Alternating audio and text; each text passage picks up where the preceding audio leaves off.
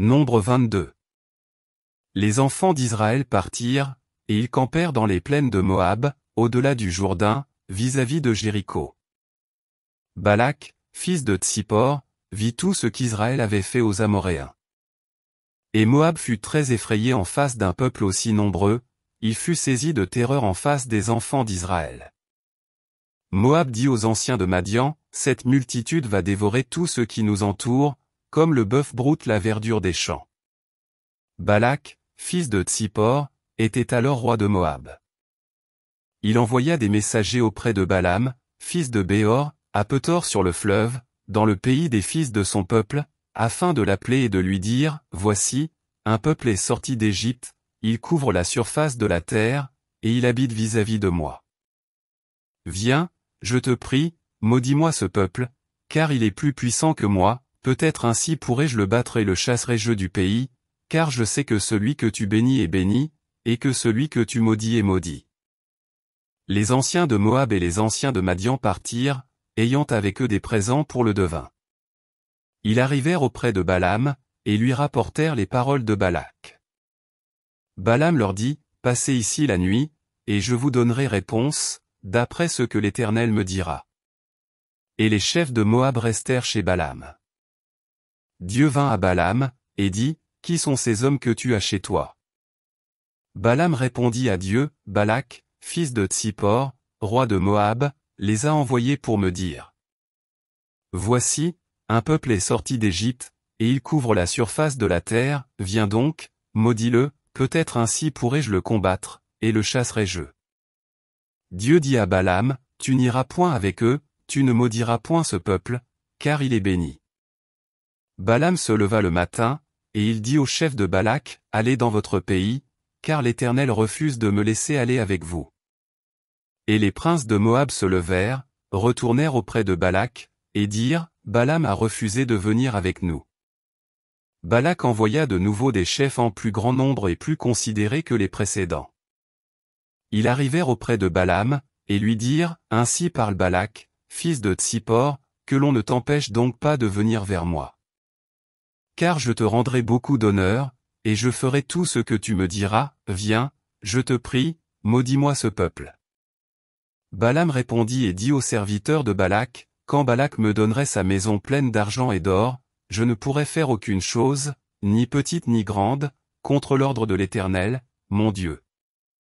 Maintenant, je vous prie, restez ici cette nuit, et je saurai ce que l'Éternel me dira encore. » Dieu vint à Balaam pendant la nuit, et lui dit, « Puisque ces hommes sont venus pour t'appeler, lève-toi, va avec eux, mais tu feras ce que je te dirai. » Balaam se leva le matin, sella son ânesse, et partit avec les chefs de Moab.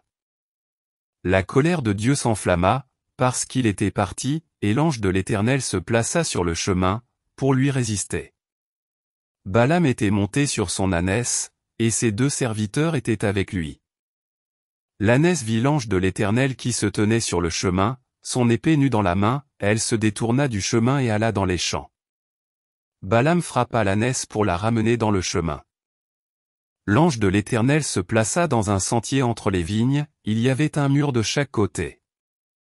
L'ânesse vit l'ange de l'Éternel, elle se serra contre le mur, et pressa le pied de Balaam contre le mur. Balaam la frappa de nouveau. L'ange de l'Éternel passa plus loin, et se plaça dans un lieu où il n'y avait point d'espace pour se détourner à droite ou à gauche. L'ânesse vit l'ange de l'Éternel, et elle s'abattit sous Balaam. La colère de Balaam s'enflamma, et il frappa l'ânesse avec un bâton. L'Éternel ouvrit la bouche de l'ânesse, et elle dit à Balaam, « Que t'ai-je fait, pour que tu m'aies frappé déjà 3 fois ?» Balaam répondit à l'ânesse, « C'est parce que tu t'es moqué de moi, si j'avais une épée dans la main, je te tuerais à l'instant. » L'ânesse dit à Balaam, « Ne suis-je pas ton ânesse, que tu as de tout temps monté jusqu'à ce jour? Ai-je l'habitude de te faire ainsi? » Et il répondit, « Non. » L'Éternel ouvrit les yeux de Balaam, et Balaam vit l'ange de l'Éternel qui se tenait sur le chemin, son épée nue dans la main, et il s'inclina, et se prosterna sur son visage. L'ange de l'Éternel lui dit, « Pourquoi as-tu frappé ton ânesse déjà 3 fois? Voici, Je suis sorti pour te résister, car c'est un chemin de perdition qui est devant moi. L'ânesse m'a vu, et elle s'est détournée devant moi déjà 3 fois, si elle ne se fût pas détournée de moi, je t'aurais même tué, et je lui aurais laissé la vie. Balaam dit à l'ange de l'Éternel, j'ai péché, car je ne savais pas que tu te fusses placé au-devant de moi sur le chemin, et maintenant, si tu me désapprouves, je m'en retournerai. L'ange de l'Éternel dit à Balaam, va avec ces hommes, mais tu ne feras que répéter les paroles que je te dirai. Et Balaam alla avec les chefs de Balak. Balak apprit que Balaam arrivait, et il sortit à sa rencontre jusqu'à la ville de Moab qui est sur la limite de l'Arnon, à l'extrême frontière. Balak dit à Balaam, n'ai-je pas envoyé auprès de toi pour t'appeler? Pourquoi n'es-tu pas venu vers moi? Ne puis-je donc pas te traiter avec honneur? Balaam dit à Balak, voici, je suis venu vers toi, maintenant, me sera-t-il permis de dire quoi que ce soit? Je dirai les paroles que Dieu mettra dans ma bouche. Balaam alla avec Balak, et ils arrivèrent à Kirjath-Hutzot. Balak sacrifia des bœufs et des brebis, et il en envoya à Balaam et aux chefs qui étaient avec lui. Le matin, Balak prit Balaam, et le fit monter à Bamoth-Baal, d'où Balaam vit une partie du peuple. Nombre 23. Balaam dit à Balak, bâtis-moi ici cet autel, et prépare-moi ici 7 taureaux et 7 béliers. Balak fit ce que Balaam avait dit, et Balak et Balaam offrirent un taureau et un bélier sur chaque autel. Balaam dit à Balak, tiens-toi près de ton holocauste, et je m'éloignerai, peut-être que l'Éternel viendra à ma rencontre, et je te dirai ce qu'il me révélera. Et il alla sur un lieu élevé. Dieu vint au-devant de Balaam, et Balaam lui dit, j'ai dressé cet autel, et j'ai offert un taureau et un bélier sur chaque autel. L'Éternel mit des paroles dans la bouche de Balaam, et dit, retourne vers Balak, et tu parleras ainsi. Il retourna vers lui, et voici, Balak se tenait près de son holocauste, lui et tous les chefs de Moab. Balaam prononça son oracle, et dit, Balak m'a fait descendre d'Aram, le roi de Moab m'a fait descendre des montagnes de l'Orient. Viens, maudis-moi Jacob. Viens, sois irrité contre Israël. Comment maudirais-je celui que Dieu n'a point maudit? Comment serais-je irrité quand l'Éternel n'est point irrité? Je le vois du sommet des rochers, je le contemple du haut des collines, c'est un peuple qui a sa demeure à part, et qui ne fait point partie des nations. Qui peut compter la poussière de Jacob, et dire le nombre du quart d'Israël? Que je meure de la mort des justes, et que ma fin soit semblable à la leur. Balak dit à Balaam, que m'as-tu fait? Je t'ai pris pour maudire mon ennemi, et voici, tu le bénis. Il répondit, et dit, n'aurais-je pas soin de dire ce que l'Éternel met dans ma bouche? Balak lui dit, viens donc avec moi dans un autre lieu, d'où tu le verras, tu n'en verras qu'une partie, tu n'en verras pas la totalité. Et de la maudis-le-moi. Il le mena au champ de Tsophim, sur le sommet du Pisga, il bâtit cet autel, et offrit un taureau et un bélier sur chaque autel. Balaam dit à Balak, tiens-toi ici, près de ton holocauste, et j'irai à la rencontre de Dieu. L'Éternel vint au-devant de Balaam, il mit des paroles dans sa bouche, et dit, retourne vers Balak, et tu parleras ainsi. Il retourna vers lui, et voici, Balak se tenait près de son holocauste, avec les chefs de Moab. Balak lui dit, qu'est-ce que l'Éternel a dit? Balaam prononça son oracle, et dit, lève-toi, Balak, écoute. Prête-moi l'oreille, fils de Tsippor. Dieu n'est point un homme pour mentir, ni fils d'un homme pour se repentir. Ce qu'il a dit, ne le fera-t-il pas? Ce qu'il a déclaré, ne l'exécutera-t-il pas? Voici, j'ai reçu l'ordre de bénir, il a béni, je ne le révoquerai point. Il n'aperçoit point d'iniquité en Jacob, il ne voit point d'injustice en Israël, l'Éternel, son Dieu, est avec lui, il est son roi, l'objet de son allégresse. Dieu les a fait sortir d'Égypte, il est pour eux comme la vigueur du buffle. L'enchantement ne peut rien contre Jacob, ni la divination contre Israël, autant marqué, il sera dit à Jacob et à Israël, quelle est l'œuvre de Dieu? C'est un peuple qui se lève comme une lionne, et qui se dresse comme un lion, il ne se couche point jusqu'à ce qu'il ait dévoré la proie, et qu'il ait bu le sang des blessés. Balak dit à Balaam, ne le maudis pas, mais du moins ne le bénis pas. Balaam répondit, et dit à Balak, ne t'ai-je pas parlé ainsi, je ferai tout ce que l'Éternel dira? Balak dit à Balaam, viens donc, je te mènerai dans un autre lieu, peut-être Dieu trouvera-t-il bon que de là tu me maudisses ce peuple. Balak mena Balaam sur le sommet du Péor, en regard du désert. Balaam dit à Balak, bâtis-moi ici cet autel, et prépare-moi ici 7 taureaux et 7 béliers. Balak fit ce que Balaam avait dit, et il offrit un taureau et un bélier sur chaque autel. Nombre 24. Balaam vit que l'Éternel trouvait bon de bénir Israël, et il n'alla point comme les autres fois, à la rencontre des enchantements, mais il tourna son visage du côté du désert. Balaam leva les yeux, et vit Israël camper selon ses tribus. Alors l'Esprit de Dieu fut sur lui. Balaam prononça son oracle, et dit, parole de Balaam, fils de Béor, parole de l'homme qui a l'œil ouvert. Parole de celui qui entend les paroles de Dieu, de celui qui voit la vision du Tout-Puissant, de celui qui se prosterne et dont les yeux s'ouvrent. Quelles sont belles, tes tentes, ô Jacob! Tes demeures, ô Israël! Elles s'étendent comme des vallées, comme des jardins près d'un fleuve, comme des aloès que l'Éternel a plantés, comme des cèdres le long des eaux. L'eau coule de ses seaux, et sa semence est fécondée par d'abondantes eaux. Son roi s'élève au-dessus d'Agag, et son royaume devient puissant. Dieu l'a fait sortir d'Égypte, il est pour lui comme la vigueur du buffle. Il dévore les nations qui s'élèvent contre lui, il brise leurs os, et les abat de ses flèches. Il ploie les genoux, il se couche comme un lion, comme une lionne, qui le fera lever. Béni soit quiconque te bénira, et maudit soit quiconque te maudira. La colère de Balak s'enflamma contre Balaam, il frappa des mains, et dit à Balaam, c'est pour maudire mes ennemis que je t'ai appelé, et voici, tu les as bénis déjà 3 fois. Fuis maintenant, va-t'en chez toi. J'avais dit que je te rendrais des honneurs, mais l'Éternel t'empêche de les recevoir. Balaam répondit à Balak, et n'ai-je pas dit au messager que tu m'as envoyé? Quand Balak me donnerait sa maison pleine d'argent et d'or, je ne pourrais faire de moi-même ni bien ni mal contre l'ordre de l'Éternel, je répéterai ce que dira l'Éternel. Et maintenant voici, je m'en vais vers mon peuple. Viens, je t'annoncerai ce que ce peuple fera à ton peuple dans la suite des temps. Balaam prononça son oracle, et dit, parole de Balaam, fils de Béor, parole de l'homme qui a l'œil ouvert. Parole de celui qui entend les paroles de Dieu, de celui qui connaît les desseins du Très-Haut, de celui qui voit la vision du Tout-Puissant, de celui qui se prosterne et dont les yeux s'ouvrent. Je le vois, mais non maintenant, je le contemple, mais non de près. Un astre sort de Jacob, un sceptre s'élève d'Israël. Il perce les flancs de Moab, et il abat tous les enfants de Seth. Il se rend maître d'Édom, il se rend maître de Séhir, ses ennemis.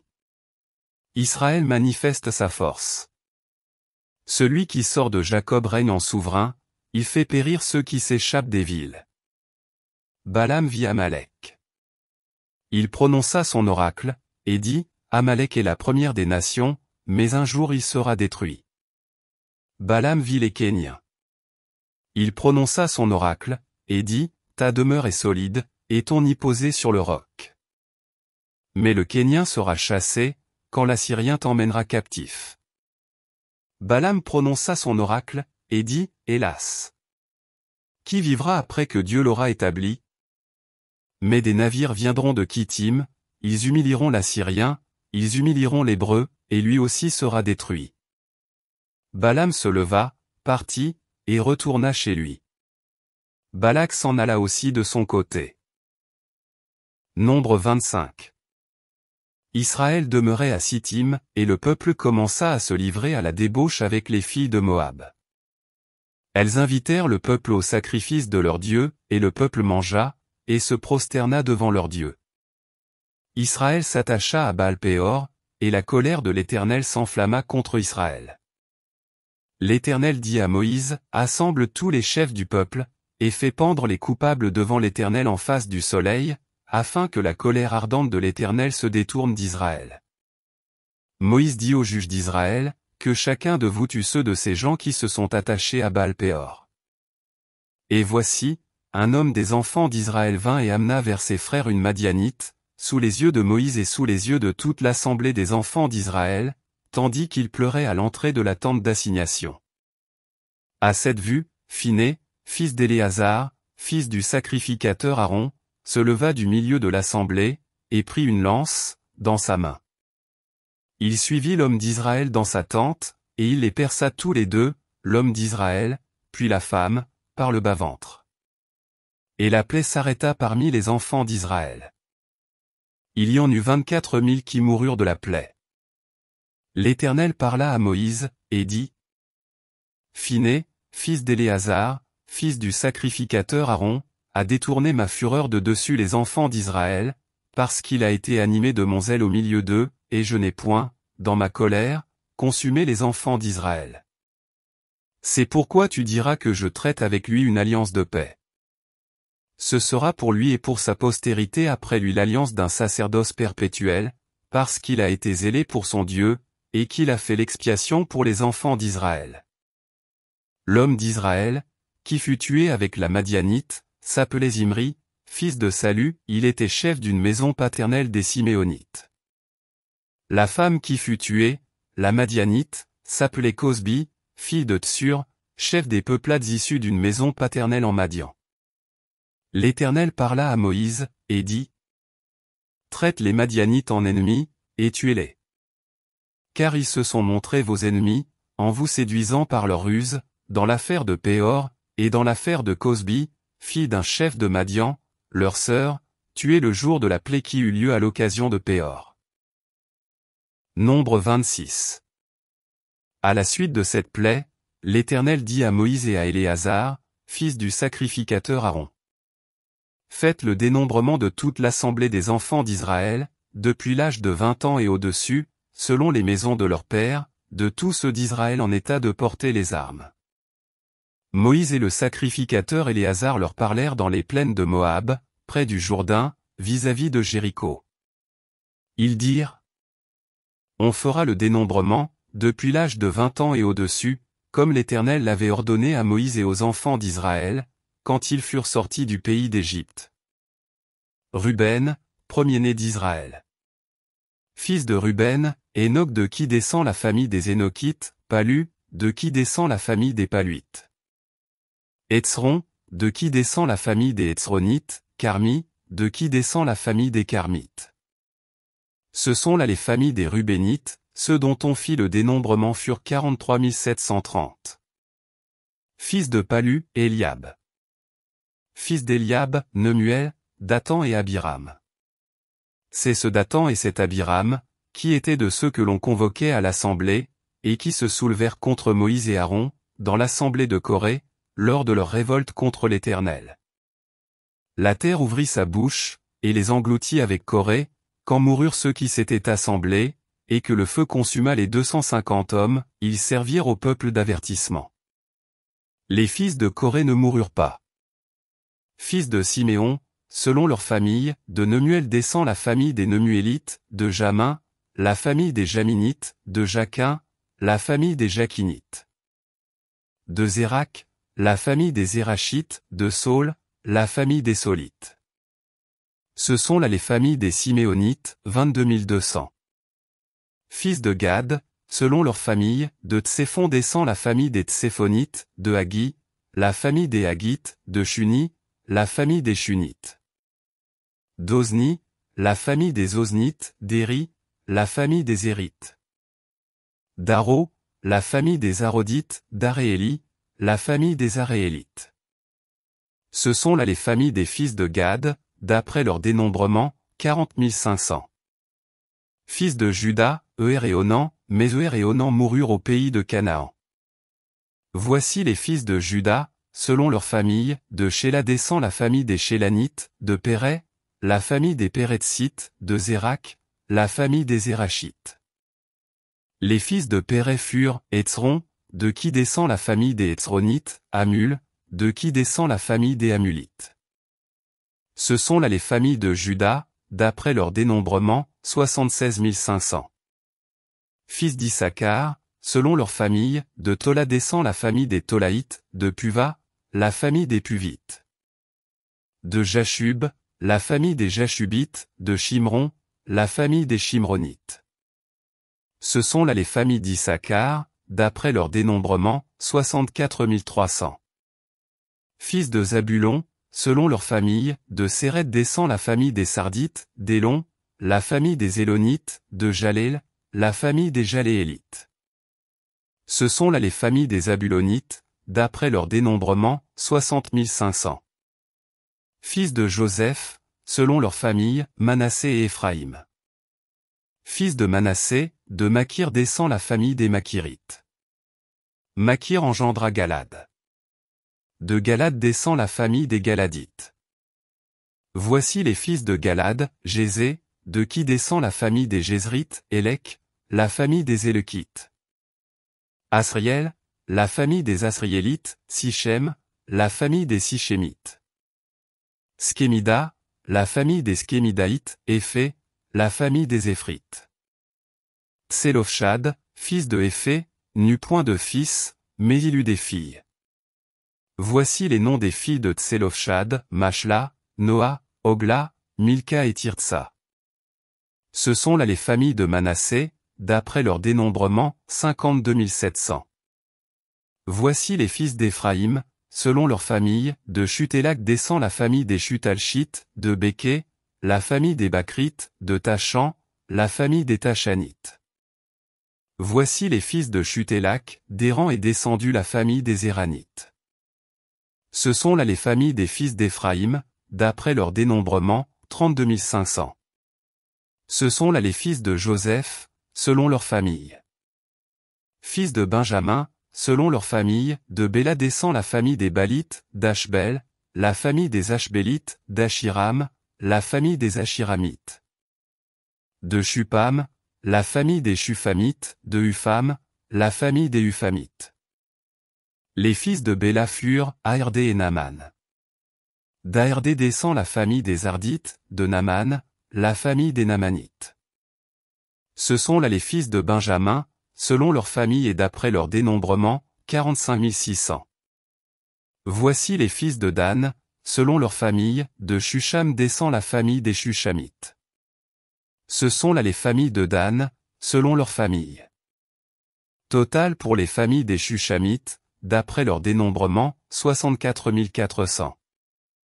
Fils d'Azer, selon leur famille, de Jimna descend la famille des Jimnites, de Jishvi, la famille des Jishvites, de Béria, la famille des Bérites. Des fils de Béria descendent, de Hébé, la famille des Hébrites, de Malkiel, la famille des Malkiélites. Le nom de la fille d'Azer était Sérac. Ce sont là les familles des fils d'Azer, d'après leur dénombrement, 53 400. Fils de Nephtali, selon leur famille, de Jatsel descend la famille des Jatsélites, de Guni, la famille des Gunites. De Jetsé, la famille des Jitzrites, de Shilem, la famille des Shilémites. Ce sont là les familles de Nephtali, selon leur famille et d'après leur dénombrement, 45 400. Tels sont ceux des enfants d'Israël dont on fit le dénombrement, 601 730. L'Éternel parla à Moïse, et dit: Le pays sera partagé entre eux, pour être leur propriété, selon le nombre des noms. À ceux qui sont en plus grand nombre tu donneras une portion plus grande, et à ceux qui sont en plus petit nombre tu donneras une portion plus petite, on donnera à chacun sa portion d'après le dénombrement. Mais le partage du pays aura lieu par le sort, ils le recevront en propriété selon les noms des tribus de leurs pères. C'est par le sort que le pays sera partagé entre ceux qui sont en grand nombre et ceux qui sont en petit nombre. Voici les Lévites dont on fit le dénombrement, selon leur famille, de Gershon descend la famille des Gershonites, de Kéhat, la famille des Kéhatites, de Merari, la famille des Merarites. Voici les familles de Lévi, la famille des Libnites, la famille des Hébronites, la famille des Maclites, la famille des Muskites, la famille des Corites. Kehat engendra Amram. Le nom de la femme d'Amram était Jochébed, fille de Lévi, laquelle naquit à Lévi, en Égypte. Elle enfanta à Amram, Aaron, Moïse, et Marie, leur sœur. Il naquit à Aaron, Nadab et Abihu, Éléazar et Ithamar. Nadab et Abihu moururent, lorsqu'ils apportèrent devant l'Éternel du feu étranger. Ceux dont on fit le dénombrement, tous les mâles depuis l'âge d'1 mois et au-dessus, furent 23 000. Ils ne furent pas compris dans le dénombrement des enfants d'Israël, parce qu'il ne leur fut point donné de possession au milieu des enfants d'Israël. Tels sont ceux des enfants d'Israël dont Moïse et le sacrificateur Éléazar firent le dénombrement dans les plaines de Moab, près du Jourdain, vis-à-vis de Jéricho. Parmi eux, il n'y avait aucun des enfants d'Israël dont Moïse et le sacrificateur Aaron avaient fait le dénombrement dans le désert de Sinaï. Car l'Éternel avait dit, ils mourront dans le désert, et il n'en restera pas un, excepté Caleb, fils de Jephuné, et Josué, fils de Nun. Nombre 27. Les filles de Tselophshad, fils de Éphé, fils de Galad, fils de Makir, fils de Manassé, des familles de Manassé, fils de Joseph, et dont les noms étaient Machla, Noa, Ogla, Milka et Tirtsa, s'approchèrent et se présentèrent devant Moïse, devant le sacrificateur Éléazar, et devant les princes et toute l'assemblée, à l'entrée de la tente d'assignation. Elles dirent: Notre père est mort dans le désert, il n'était pas au milieu de l'assemblée de ceux qui se révoltèrent contre l'Éternel, de l'assemblée de Corée, mais il est mort pour son péché, et il n'avait point de fils.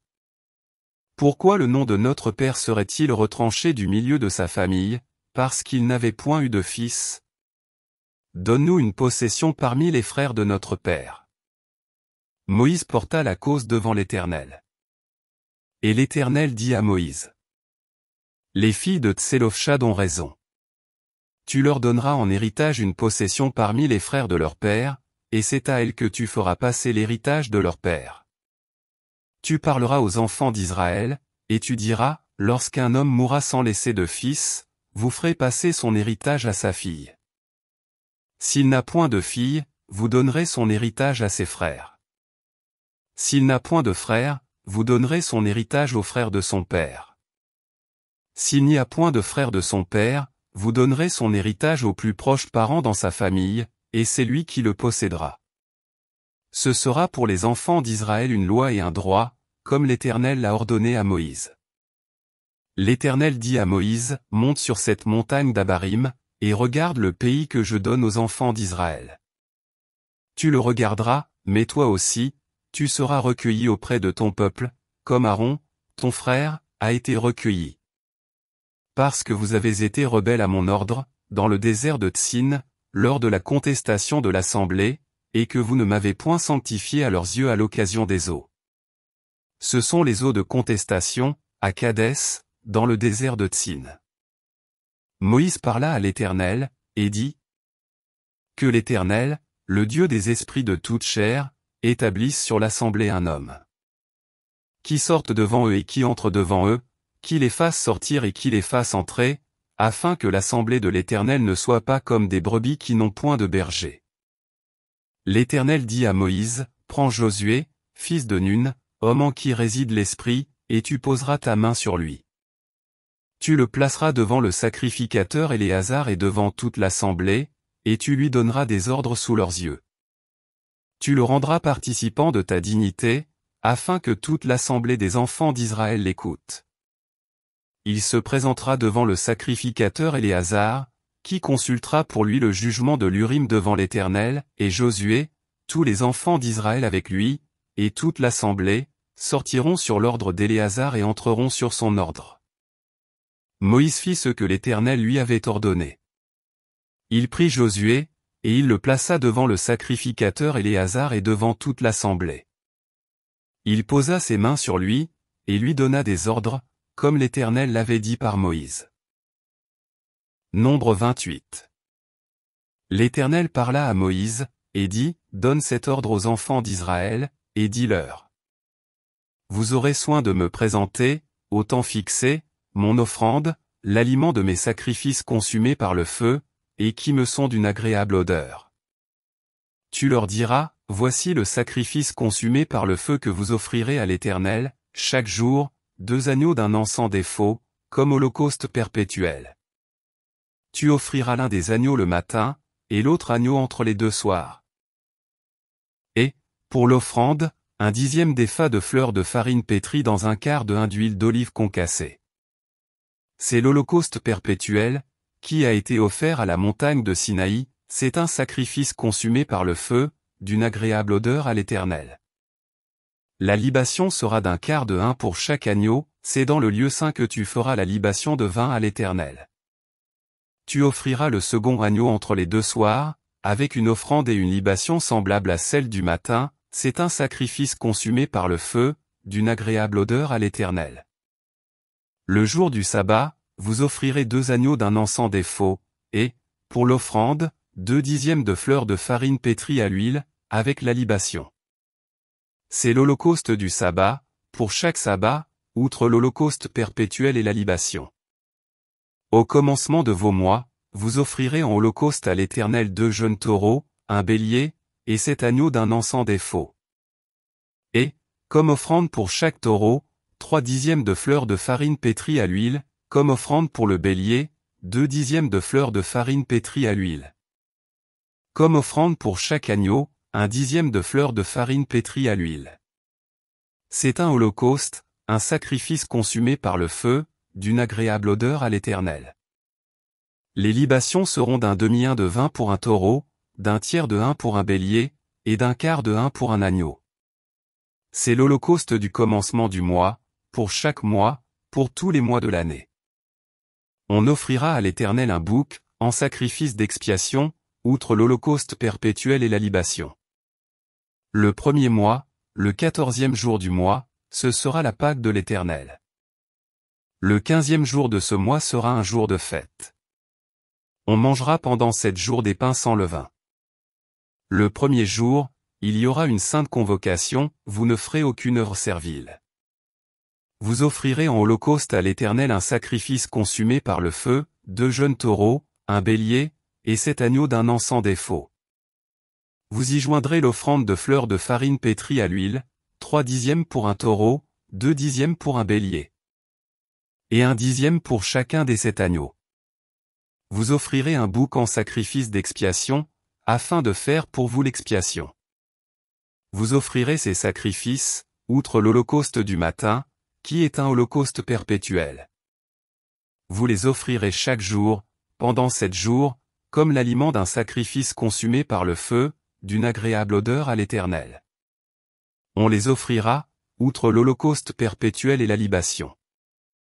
Le 7e jour, vous aurez une sainte convocation, vous ne ferez aucune œuvre servile. Le jour des prémices, où vous présenterez à l'Éternel une offrande, à votre fête des semaines, vous aurez une sainte convocation, vous ne ferez aucune œuvre servile. Vous offrirez en holocauste, d'une agréable odeur à l'Éternel, 2 jeunes taureaux, un bélier, et 7 agneaux d'un an. Vous y joindrez l'offrande de fleurs de farine pétrie à l'huile, 3 dixièmes pour chaque taureau, 2 dixièmes pour le bélier. Et 1 dixième pour chacun des 7 agneaux. Vous offrirez un bouc, afin de faire pour vous l'expiation. Vous offrirez ces sacrifices, outre l'holocauste perpétuel et l'offrande. Vous aurez des agneaux sans défaut, et vous joindrez les libations.